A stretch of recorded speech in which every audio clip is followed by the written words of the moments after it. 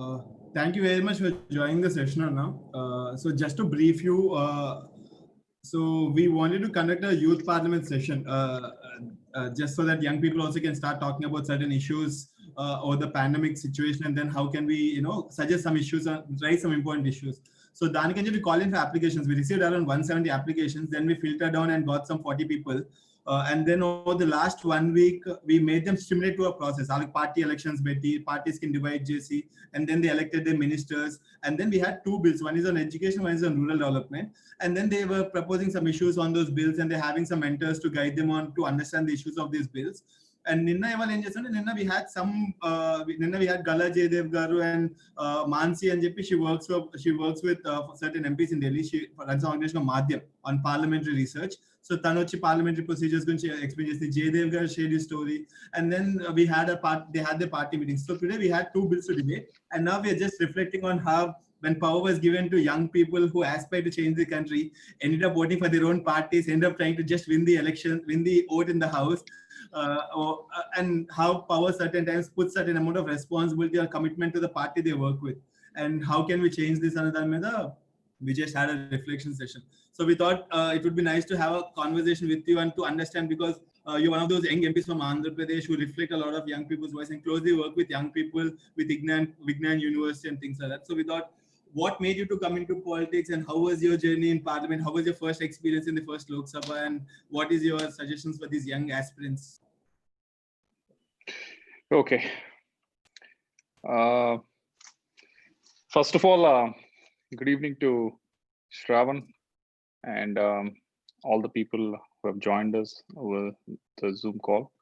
And thanks for you, Galam, for making this happen.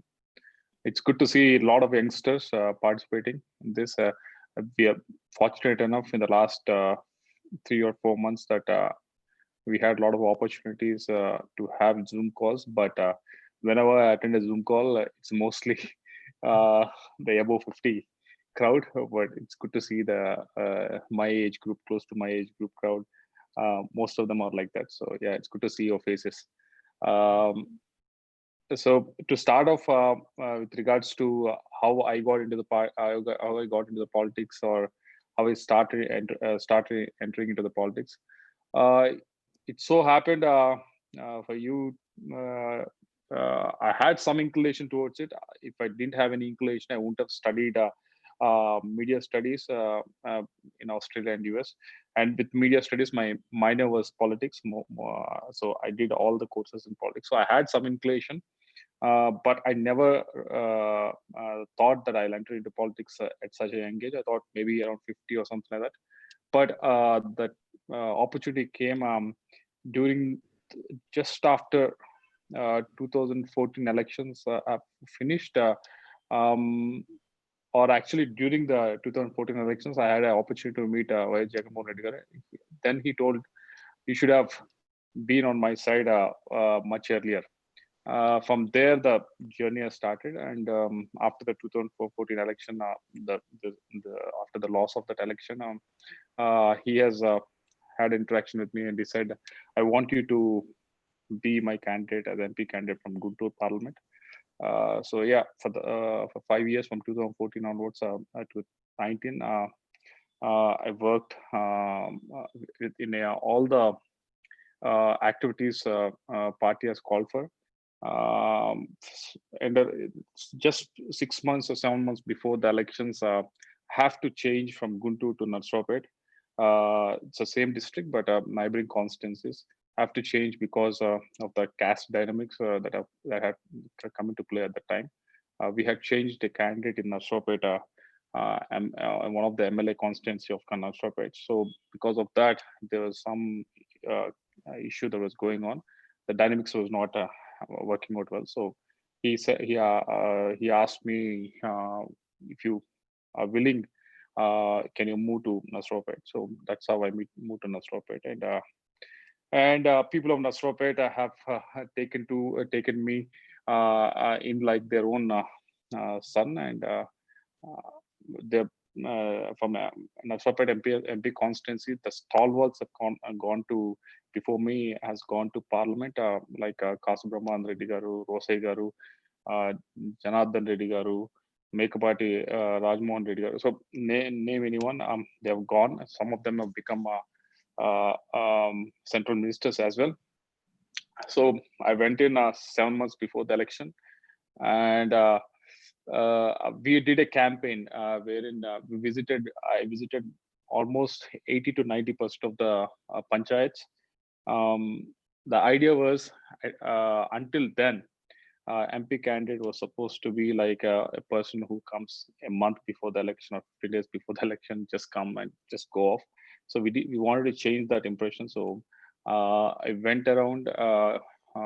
By then they knew my name because I've been working in the party for the last 5 years, and my family is deep rooted in the district because of the institutes we have, and a lot of students who have come from a lot of these villages and studied with us. So they know me. So, but once I presented myself in every village, then they will see how you are interacting with them, and that's when they actually get connected. Just by the posters or just with the speeches, there'll be some connection, but that won't last long. But once you have that human to human touch and human to human contact, that's when the actual connect will happen. So Nasrapet Parliament had that, and when Y. Jagannath Reddy was doing the Padayatra also, I was with him all through the district. So we went through the Nasrapet constituency. So even then also they had the interaction. So once I moved there, they knew who I was and everything. So they taken me to as their son, and they given a majority for 1,55,000 votes. That's the maximum in the for that constituency ever. And with the huge expectations, they have propelled me into this. And I have promised, just like how any party promises as a state manifesto or country manifesto, I have promised my parliament a manifesto. I have prepared it, taking into consideration one aspect for each constituency. So 6 or 7 aspects. I've taken it across the parliament, and I didn't promise earth and moon. I didn't say I will do this, I'll do that, I'll do that. But I've taken very clear and achievable targets. The main issues being the drinking water, or water for cultivation, water for irrigation, education, healthcare, and food processing to create jobs. These are the 5-6 issues we have taken, and we have driven that into each one's literally into each one's heart and each one's house. We have literally done campaign into reached every house with the help of my students who have studied with us. And after the victory, after I got elected, I sat down, and these are the issues that I'm working on. First is the irrigation project. It's called Varikapur Sala. It lifts water from Nagarjuna Sagar into the uplands of Palnadu. Nagarjuna Sagar is actually in my constituency, but it doesn't give much water to actually irrigate any acreage in my constituency. So we proposed that project, and that has been put into the Varikapur Sala, has been put into the this year budget, and hopefully we will be having it. Groundbreaking ceremony will happen soon. And the next one was the right canal, which comes from the Nagarjuna Sagar, has to be has to be. Right now, if there is any drought, the rains that are not there in Karnataka or Maharashtra, it's very difficult for you to get water on the right canal. So for that to make it sustainable, there's a project from Polavaram to connect Krishna is like Krishna right canal, that Nagarjuna right canal, then go to Penna. So that's another project we are looking at. That it was started in the previous regime as well. The groundbreaking ceremony has happened when TDP was in power, but nothing has happened, nothing has moved at that time. But we have given a budget to it, and we are working on that right now. These are the 2 irrigation projects that we are working on. And the second one was with regards to the drinking issue that we have taken up. For that, we have got the water grid sanction. Water grid is wherein you provide water from the Nagarjuna Sagar, drinking water from Nagarjuna Sagar to every village through an overhead tank. So from there, from the overhead tank, you get it connected through JAM to every household. But that is a central government project to connect every house to a to the overhead is a central government project. But to every village, we have taken that as a project, and for that also the budget has been sanctioned, and we are waiting for the. We have given the project on the basis of annuity, so we're expecting people to bid for it. And the third project that we have got, it was in the last 1 year or so. Was the we have a lot of good doctors in Guntur and good medical colleges in Guntur, but somehow Palnadu, my constituency, doesn't have a single medical college. Whole Parliament doesn't have a medical college or a government medical hospital which is above 200 beds. There's only one bed in government medical college. That too is not open. It's going to open in the next. It's going to open tomorrow actually, which was constructed much earlier. But it is only 200 bed. But more than that, there's no government hospital which has more than that. So we went to CM and told them this is the issue that we're facing. So yes, and we also made a proposal to the central government as well. So with the combination of central government and the state government, we got a new medical college sanction in Gujarat, with a 40% funding from them and 40% from the state government and rest from the other sources. So these are the three issues that we have successfully done. And with regards to the food processing, right now we understand the market dynamics to invite a new industry to come in and to work. But even then, we have been in touch with ITC. ITC as headquarters right now is in Guntur. So we have been in touch with them, and they're opening up a new facility in my constituency in Chilakurpet with a 200 crore facility to process the chilies. Hopefully, in another 6 to 7 months, they should be opening it up, and it will add value to a lot of chili farmers who are doing great work in this region for so many years. That is the one industry that we could actually push it, and we could actually make it happen. And coming to the fifth one, with regards to education, we got a sanction of JNTU Narsopet. It happened 5 years back, much before that.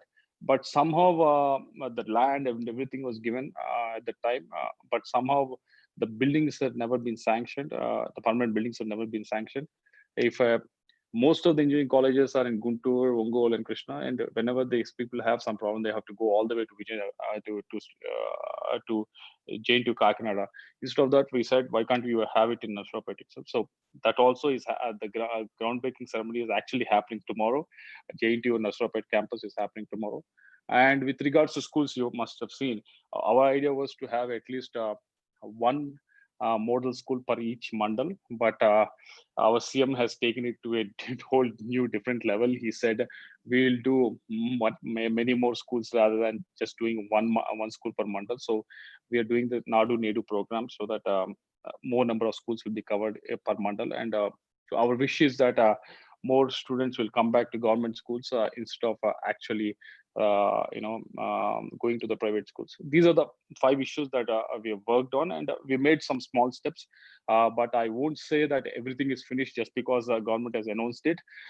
There's a lot of process that happens. We have to work towards it. We have to pursue it to make it happen. To give you an example, I had a discussion. I bumped into our colleague, Mr. Raju Pratap Rudy. He's from Bihar.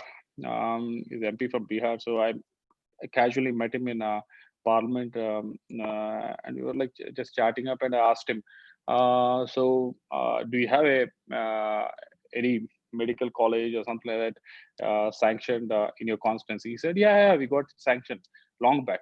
I was like very surprised. I was like, oh, that's very good that you were in BJP. That's why you got it happen. And he's like, yeah, that's I could pursue it and make it happen. So then the next question from my side was, so how many batches have gone out I passed out. He's like, no, it was sanctioned only 7 years back. Nothing has been started yet. So it was sanctioned in 2013. In 7 years, the buildings have not started or the courses have not started. So that is the pace at which, if you don't pursue, that is pace at which things happen. So if getting something sanctioned is only like 10% of the job done. The 90% of the job is actually getting the funds and making it happen and pursuing it so that it doesn't stop anywhere. So it's a long way to go. I hope I and my MLAs will pursue it and make it happen. With regards to parliament work, I'm sure all of you might be very interested what actually happens in parliament. And with regards to parliament, I have the first thing I work on is different bills, wherein where I can present my views, my party views, or the views of our state, of the people of our state. That is the first thing that we get to do. The second thing that we can get to do is we are in a lot of in a standing committee. I'm in a MHRD. So right now, national education policy has been come out. So sitting in a standing committee, we get to actually make sure that whatever is in the policy is getting implemented on the ground, because a lot of things we write it on the book, but somehow it doesn't happen on the ground. So that is the second thing. And the third thing that we get to do is raise a lot of issues, a lot of questions in the parliament, which is not restricted only to your constituency or your state. Actually, you raise the issues across that is related across the country. For example, the other day I was writing I wrote a letter to National Disaster Management and as well as Home Minister and Prime Minister as well, with regards to ammonium nitrate being stored in Visakhapatnam in a private godowns. So it's not related to my constituency, but still you take up those issues which you think are you can make a difference or make a change. So so these are the issues that these are the ways that you can actually do work in the parliament. And that's it. If you have any questions, it's better, instead of giving a monologue, it's better if you have questions, if you can type it, or if you can throw it through Shravan, I can answer it in a brief. Yeah. Thank you very much. I mean, you pretty much spoke about the agenda-based politics you have, and that's what we look forward for in politics and politicians. One important point to add to the entire team is also Krishnan has been very instrumental and supportive for us in Yoga. He's one of our advisors in the organization to help us and always be available to guide us and take us forward in these kind of activities. So I would give the chance for Kaniseti Venkatesh to ask the first question. Sir, well, thank you so much for briefing all the journey, and you actually took us to a virtual journey to the parliament. So thank you very much, sir. My question is, sir, as a parliamentarian, obviously at times you hold these personal opinions and values, and at times you have a party whip at place which actually imposes the certain idea on you to vote in a particular fashion. So what if there is a situation? What do you do? How do you do when there is a situation when your personal opinions and the party opinions completely differ? And well, anyway, as a parliamentary, we don't have option to do so, but morely I'm interested, how do you feel and how do you act upon? If there is a whip issued, yes, I have to obey the whip and I have to vote according to the whip. But until now, I was not in that situation because it was not issued until now. To give you an example, I abstained, even though my party has voted for the 370. I abstained from that because I didn't, for my conscience, I didn't believe in it, so I abstained from it, even though everyone voted for it. So if the whip is not issued, yes, you can you can speak to your conscience and act upon it, and that's how it is. Good to know, sir. Thank you much. Then we have Arpit. Can you go next? Yeah. So namaste, sir. So like I had a question regarding this career option. So like conventionally, if we see that the youth is just into some mainstream professions like engineer, doctor, or STEM fields, as we say. But as we are seeing that as the governance canvas of Republic of India is expanding, and more thrust is being laid upon evidence-based policy making and the outcome-driven approach. So as you are into spearheading so many educational institutions, can something be concretized in the form of some courses or curriculum which would actually nurture the future leaders of tomorrow? Because most of the people who come into this field are driven by passion. So that is also very important. But along with that, if they have some professional approach whereby they understand the different granularities, and so if we can professionalize these things, so can is the institution educational institutions you are heading, can are they like having these courses, or can they introduce some courses as the governance complexity is day by day increasing? Thank you, sir. Right now, this is not a new thing. We are doing it for the last 4 years or so in Vignan University, where we have the freedom to work on it. We have a civils course that is being given to the students, say from the second year itself. They can study the exact same course that is studied by the person preparing a student preparing for civils while he's doing his engineering. That is being given as elective. It is not something extra out of his course, but as elective he can do it. So if he finish those subjects also, he can finish the degree. So yeah, a person can do a computer science with an elective of a humanities course, and he can finish a degree. So that is one thing that we are doing it for the last so many years. And the my passion is my wish is we thought we'd start it this year, but because of the COVID and everything, I think it has to be pushed to next year. But my wish is to start a School of Public Policy. I hope at least by next academic year we can make it happen.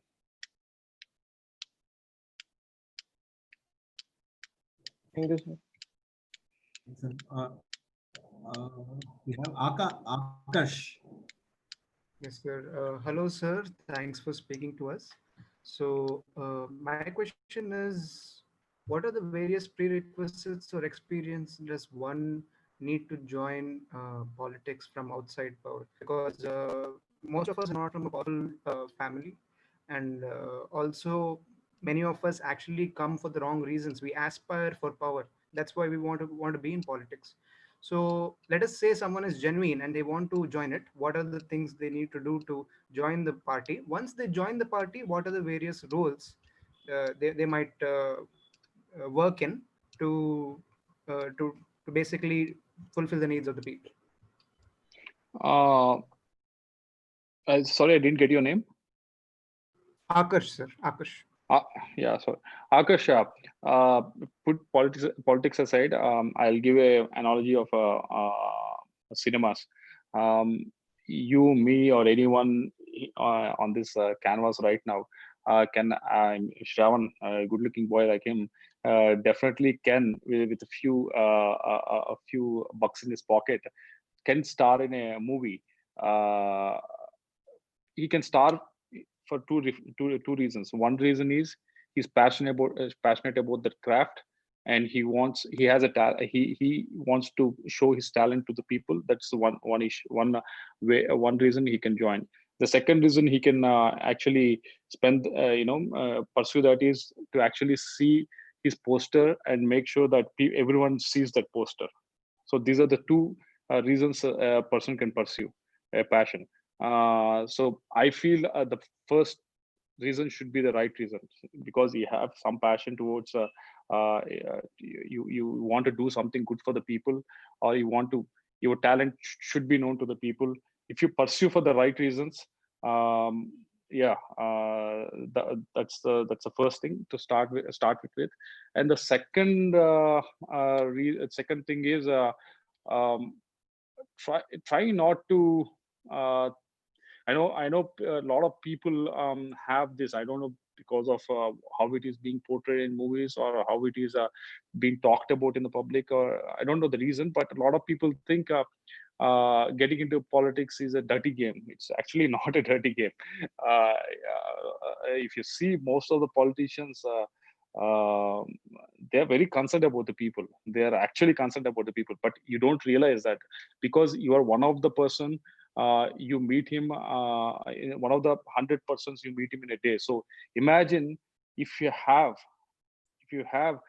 100 people day in and day out. 100 is very less because I get at least 200, 250 people a day in and day out. 100 people are actually knocking on your door without regards to your timing, with a completely different topics. And if they want you to satisfy them, imagine how it can be done. But still they do it. They try to do it. They make an attempt. So that is the amount of pressure they go through. So get it for the right reason. Don't believe what is being said that it is a dirty game. You can actually, if you're passionate about it, if you don't have this feed to your ego and feed to this I want my posters to be seen everywhere. I want to be known by known to everyone. This is a whole ego trip. If you don't go on this ego trip, you can actually do some great work. If you get elected, or even if you are in opposition also, you can do great work, because I feel being in the opposition, you can do much better job than much important job than being while being in the power. So don't get discouraged by whatever people are saying. Just if you're passionate about it, if you are getting into it for the right reasons, get into it. Sanjay, you can go next. Thanks, Shravan. Thank you, sir, for taking the time and addressing us. My question is that, so I Googled you and I saw that you went to Melbourne to do your degree, and you were also just talking about how you studied media with a minor in pol science. And I have two questions related to this. The first one is that both you and Mr. Jaydev, we saw, are very well spoken, very articulate, and there's a certain amount of clarity in what you're saying, even when you're talking about the actions that you have taken, which is very rare to come by. I don't know if this is our media at fault, but the way that politicians are portrayed in our country is very chaotic. And every time we turn the TV on, we don't see this side of politicians, and we don't see this amount of clarity in thought at all. So one, do you think that in some way this chaos benefits politicians from being more accountable? It prevents them from being more accountable because the people expect chaos, and when we turn on the TV, we expect politicians to not be as articulate as you or Mr. Jaydev. And my second question is that, did the fact that you studied something else and you kind of pursued something else that was of interest to you, and then you came into politics, did that enable you to develop the critical thinking skills and the passion that drives your politics now? Or do you think that it did not help you in many ways? The first question, don't believe in this chaos. If you look at most of these people who get on these TV debates, they never become a good politicians. You see, there is a certain set of people on the TV debates. They never actually on the ground. They never win election. They always these Rajya Sabha members, or MLCs, or some those people. So the actual people that win the elections are not actually on the TV, or if you look at it, number of times who have been winning. I'll give an example. Two examples I can give you. I keep mentioning it to a lot of people. One example was a member, TDP member in Punnur. In my Guntur district. He lost the election this time, but he has won like 5 times. Before him, his father has won like 2 times. The reason he has won that many times was because the roots his father has actually given it to him. That is, they started this cooperative called Sangam Dairy somewhere in the 70s, wherein they brought in a lot of these farmers to start and connected them to the dairy and given some income to these farmers. Because he has done that, because his father has done that, it has passed on to the next generation. And when you do some good work where you can get connected with the people, you keep winning these elections.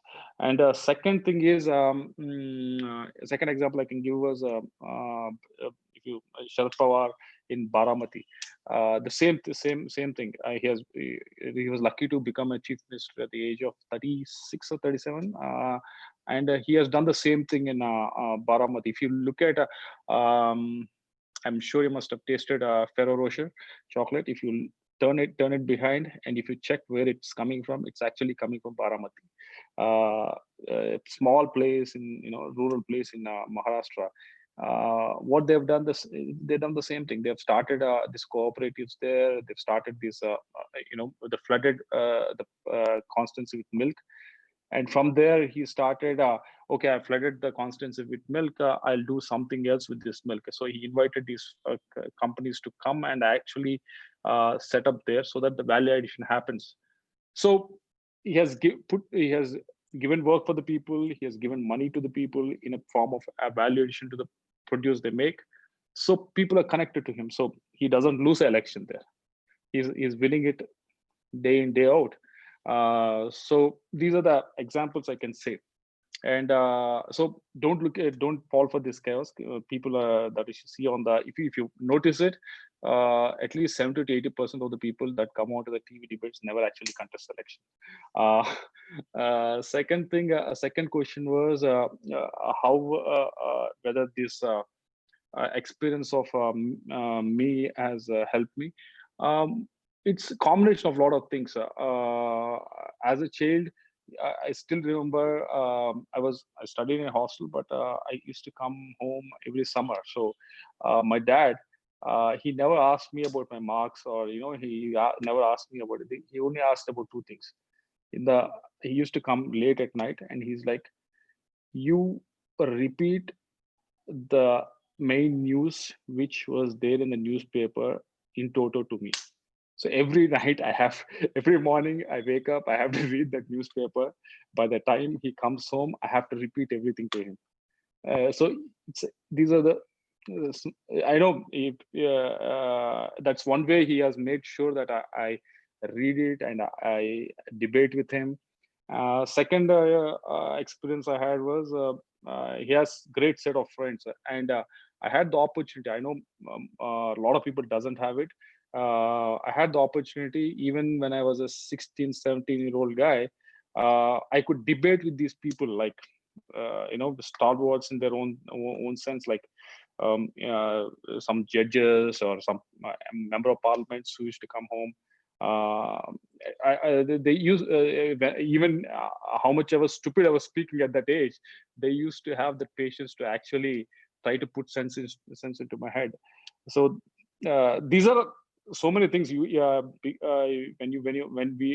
anyone, you, me, or anyone gets successful, it's just not because we studied well, or we had. It's not just because it's all just because of one person. There's so many people actually contribute to it, and like that, family, my dad's friends, and society.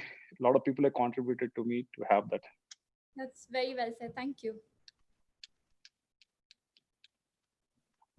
Shyam, you can ask your question. Okay. Good evening, sir. I'm Shyam, and as you are a member of a HRD standing committee, I would like to inquire and understand the contribution of a standing committee towards policy making in the context of the recently passed new education bill. What was the contribution of the committee in the following policy? No, policy has been framed, Sham. A policy has been just put across to us. We actually look at making sure that it's actually getting implemented. We give them, they come up with the timelines, and they come up with what they want to do, and we make sure, by sitting on the standing committee, we make sure that it actually gets implemented. So say, for example, you might have noticed across the country, all the liquor shops are open for the last 4 months, but somehow none of the Anganwadis are open for the last 4 months. It's a sad situation. When so that was a thing that I've risen in the point I raised in the last standing committee meeting. in private with the chairman of the standing committee, saying we couldn't do that. And there's so much of stunted growth that has happened with the kids who are from the poorer backgrounds. When on one side you can open the liquor shops, but on the other side we couldn't think of it, or we couldn't make the Anganwadis open. So once hopefully in the next month or so, in the next standing committee meeting, hopefully we'll call the concerned department and actually ask them to and find out the reason why it didn't happen, and also make sure that whatever has been lost in the last 4 months can actually be given in the next coming months or coming years, so that stunted growth that doesn't happen. Or a lot of people have missed immunization as well. A lot of kids missed immunization because doctors or nurses or NMNs were not able to, were scared to go and reach out to every house. So these are the issues we pursue, and these are the questions that we ask them, so that it actually gets implemented on the ground. Thank you, sir.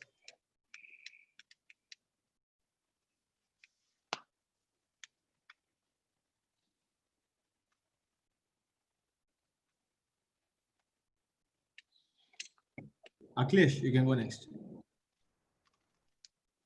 Very good evening, sir. So I just have two questions, sir. So the first one is like, you are one of the youngest parliamentarians. So how did the other fellow parliamentarians felt while seeing you, and how did you feel being one of the youngest person there? And second question is you said that you have studied as a majors as a political science. So how did studying politics really help you or influence you during your working tenure now? So the first question is interesting, Akhilesh. The first time I was I was going in to take my oath. I was just walking in, and there was a murmur from the back from one of the MP. He was like, "Isko mush bhi naya ya." It's like he still doesn't have a mustache. That's the comment I was listening. And still, I get asked for my ID, whether I am actually MP or or some businessman. So I have to show them. So it feels good in some ways, because you get an opportunity at such a young age, and you can.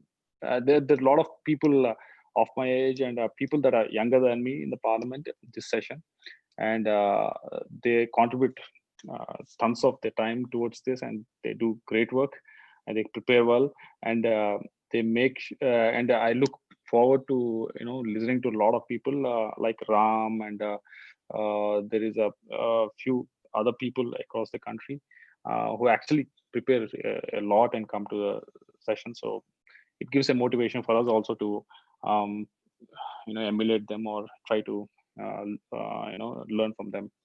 And the second question being, sorry, I forgot, what was it asking? You have done your majors in political science, right? So how did it help? No, I didn't do majors. I did major in media studies.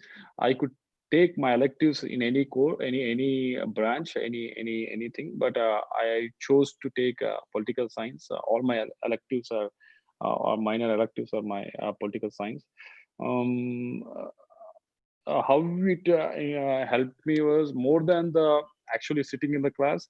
Actually interacting with the bunch of the students who are attending that class is much more thought-provoking and thought-provoking. And the second thing was, we were never given exams. There's no exams for this political science. All we have to write these assignments ranging from 1500 words to 3000 words.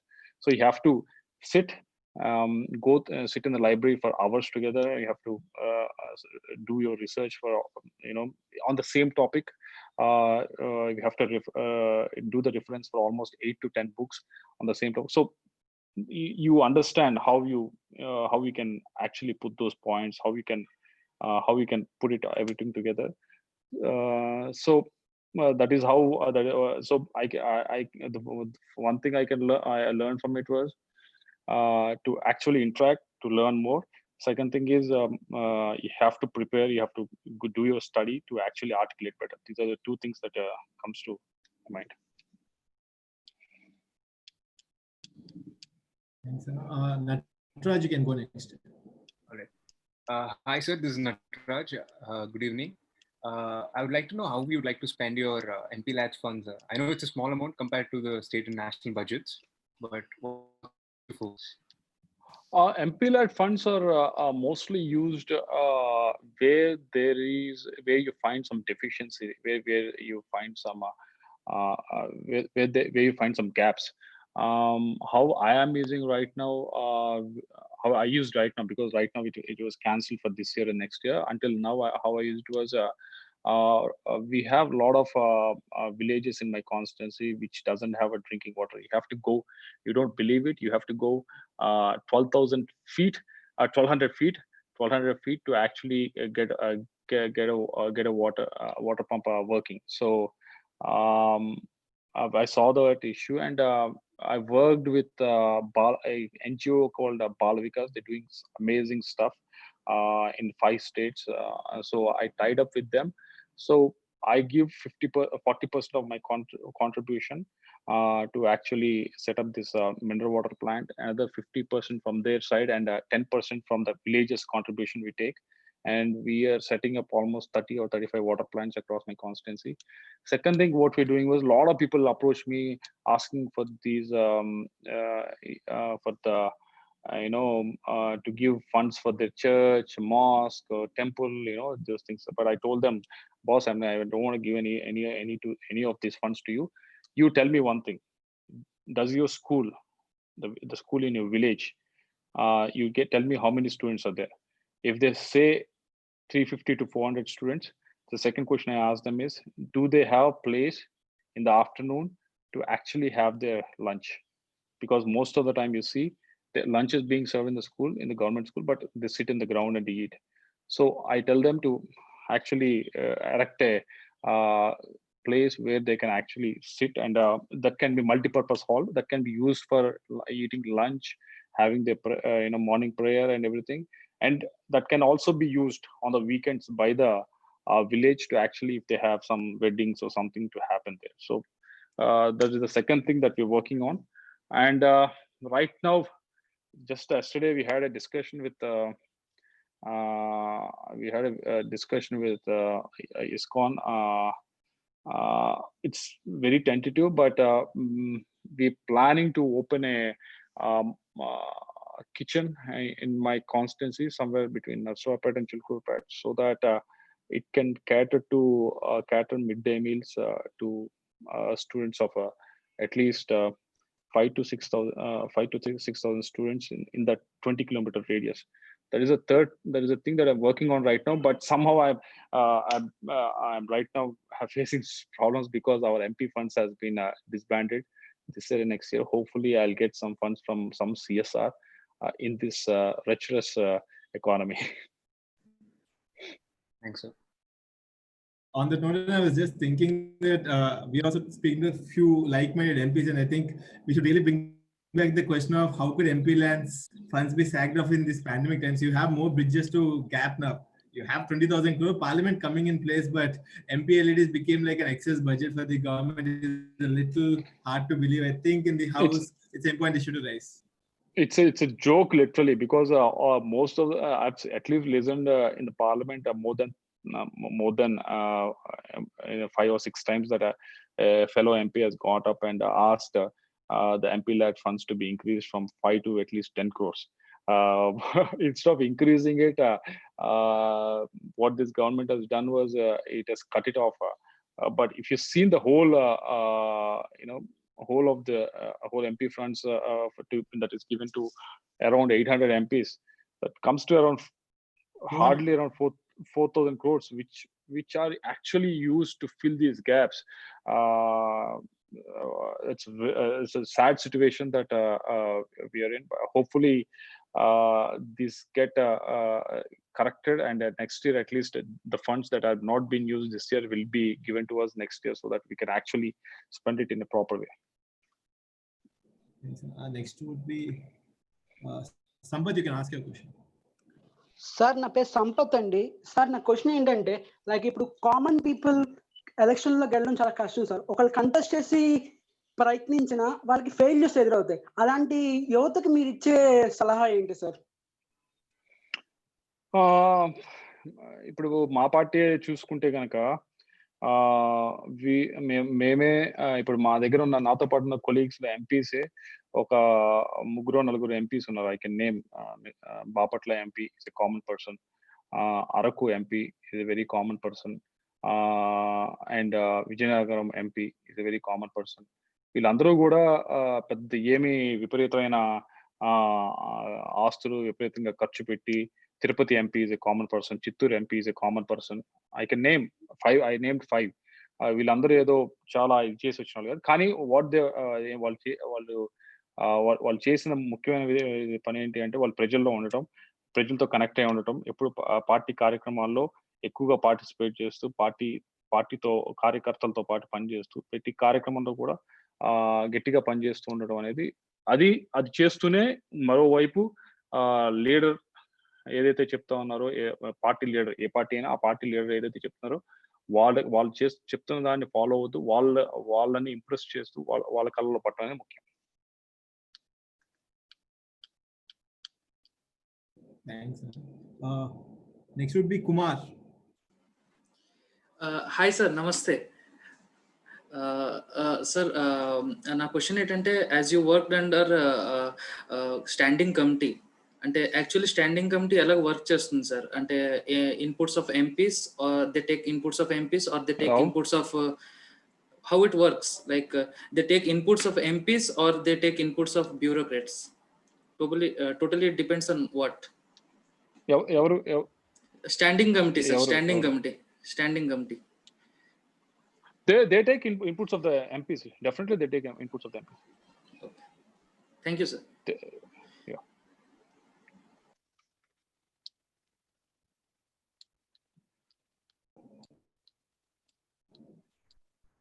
Does anybody else have a question? Great.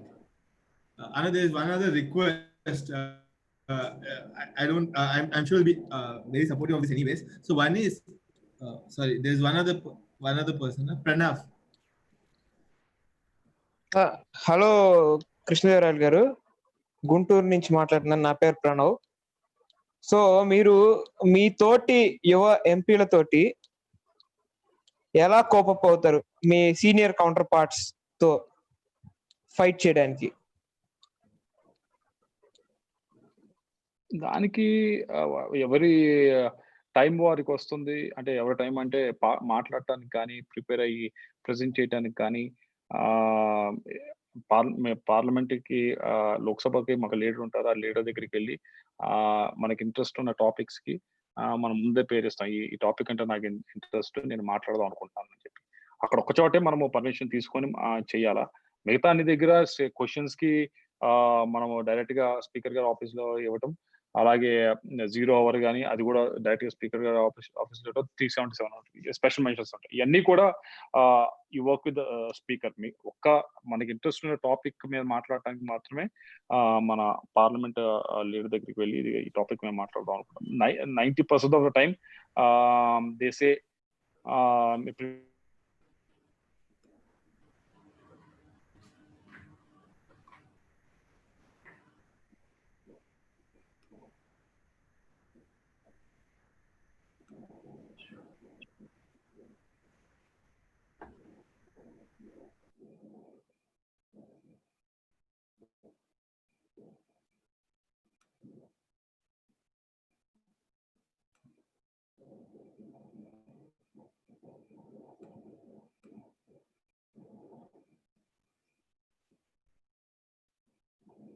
Anna, can you hear us?